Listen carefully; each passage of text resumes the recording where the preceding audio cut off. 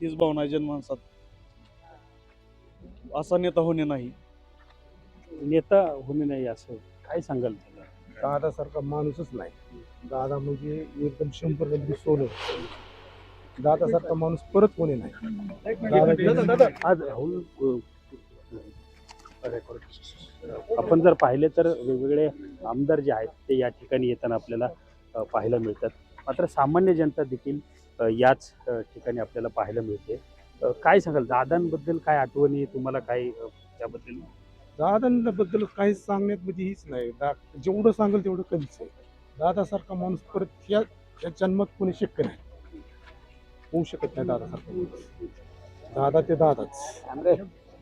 असे जे काही कार्यकर्ते आहेत ते दादांबद्दल या ठिकाणी आलेले आहेत. आपले भावना व्यक्त करताना दिसतात. प्रत्येकाच्या डोळ्यात अश्रू आहेत आणि दादा गेले त्याच्यावर विश्वास देखील या सगळ्या कार्यकर्त्यांचा आपल्याला बसताना पाहायला मिळत नाही. त्यामुळे आज डोळ्यांमध्ये अश्रू आहे आणि ही घटना जी आहे ती दुर्दैवी आपल्याला झालेली पाहायला मिळते. कॅमेरा पर्सन दीपक सोनसह सुनील सोनवणे. शरद पवार दाखल झालेले आहेत. बारामती विमानतळाजवळ शरद पवार दाखल झाले आहेत.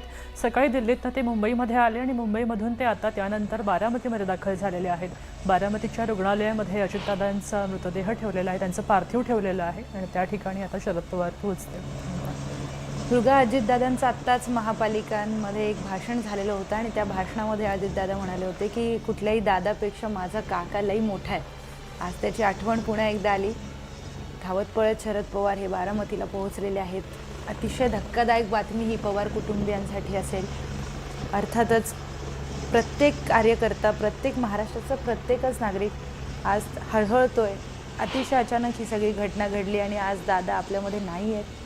खरं तर पवार कुटुंबियांमध्ये त्यांची काय अवस्था असेल हे आपण नाही सांगू शकणार. दादांच्या अपघाताचं कळल्यानंतर दिल्लीतनं काका मुंबईमध्ये दाखल झाले आणि मुंबईतून थेट बारामतीच्या त्याच विमानतळावर दाखल झालेले आहेत. आता पुढे ते भेटी घेतील, तिथल्या लोकांशी बोलतील, चर्चा करतील, आपला शोकही व्यक्त करतील. महाराष्ट्र हळहळतोय. खरं तर उपमुख्यमंत्री अजित पवार आज आपल्यामध्ये नाही आहेत. 9:09च्या जवळपास ही सगळी बातमी समोर आली तेव्हा देखील सतत असं वाटत होतं की बातमी चुकीची असू शकेल, बातमी खोटी असू शकेल. पहिल्यांदा असं वाटत होतं की बातमी चुकीची असावी आणि त्यानंतर जेव्हा सगळ्या गोष्टी एक एक करत समोर येत गेल्या, जेव्हा ते दृश्य समोर आलं की विमान कशा पद्धतीने विमानाचा अपघात झाला, त्या सगळ्यांमधून एक लक्षात आलं की आता जी काही बातमी आहे ती खरीच आहे. आपण बघतोय शरद पवार हे बारामतीमध्ये दाखल झालेले आहेत. अजित पवार आणि शरद पवार यांचे राजकीय मतभेद जरी होते तरी पवार कुटुंबीय कायम एकत्रितपणे राहिले. त्यांच्या कौटुंबिक भागामध्ये त्यांनी कधीच त्याचे पडसाद उमटू दिले नाहीत. अजातशत्रू म्हणावे असेच हे नेते होते.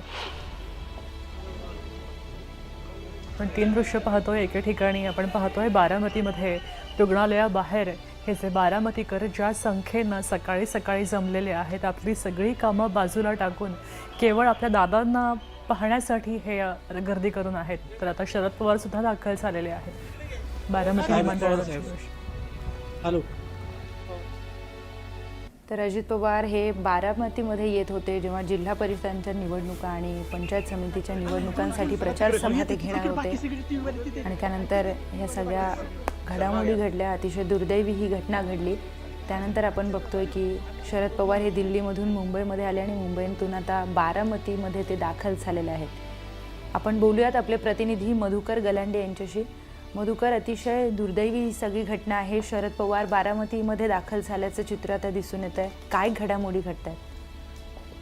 खरं तर आज ह्या घडलेल्या दुर्घटनेनंतर आता शरद पवार साहेब आणि राणा जगजितसिंग पाटील हे दोघं जण हे आता विमानामधून आलेले आहेत आणि हे नुकतेच बारामतीच्या विमानतळावरती त्यांचं आगमन झालेलं आहे.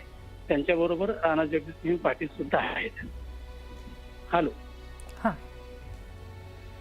आता सरळ ते मेडिकल कॉलेजकडे जातील तसं ते थोड्याच वेळात समजेल. पण पवार साहेबांचं आगमन आता बराबर झालेलं आहे. आता याच्यानंतर त्यांच्याबरोबर ते राणा जगजितसिंग पाटील सुद्धा आहेत. बरं. स्टुडिओ. शरद पवारांचा ह्याच्या पुढचा कार्यक्रम कसा असणार आहे? ते पहिले कुठे भेट देणार आहेत?